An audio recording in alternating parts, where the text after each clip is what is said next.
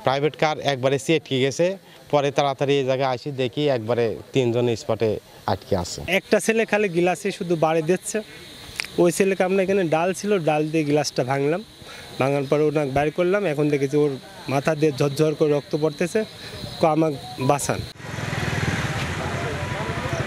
ঢাকায় একটি বেসরকারি কোম্পানিতে প্রাইভেট কার চালাতেন পাবনার ঈশ্বরদী উপজেলার আজমপুর গ্রামের সিফাত হোসেন।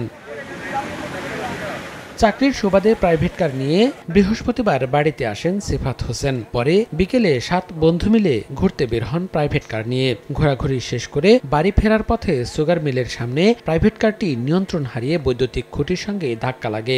এতে ঘটনাস্থলেই সিফাত হোসেন, বিজয় হোসেন ও শিশির ইসলামের মৃত্যু হয়। স্থানীয়রা বাকি 4 জনকে ঈশ্বরদী উপজেলা স্বাস্থ্য কমপ্লেক্সে নিলে চিকিৎসক সাইদ ও নাইমকে মৃত ঘোষণা করেন। স্থানীয়রা জানান, বৃষ্টি হওয়ার কারণে গাড়ি নিয়ন্ত্রণ হারিয়ে দুর্ঘটনা হয়। নগদের কাছে সব গ্রাহকই প্রিয়, তাই তো সারা দেশে ক্যাশ আউট চার্জ সবচেয়ে কম।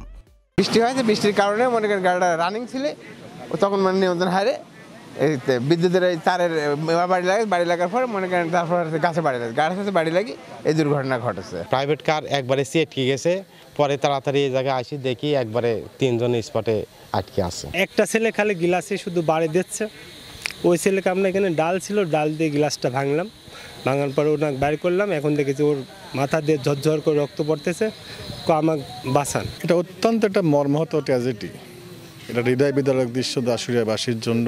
প্রাইভেট কারের অতিরিক্ত গতির কারণে এ দুর্ঘটনা হয় বলে জানিয়েছে পুলিশ। ওভার স্পিডে গাড়ি চলে, তারা নিয়ন্ত্রণ হারে তারা বৈদ্যুতিক পুলের সাথে লেগে তারা ওখানেই আহত হয়। আহত হওয়ার পরে 3 জন এখানেই মারা যায়, 2 জন নেওয়ার পথে মারা যায়, আর 2 জন চিকিৎসাধীন অবস্থা আছে ঈশ্বরদীতে, তাকে উন্নত চিকিৎসার জন্য তাকে রাজশাহীতে রেফার করা হয়। নিহতদের বাড়ি পাবনার ঈশ্বরদী উপজেলার আজমপুর গ্রামে।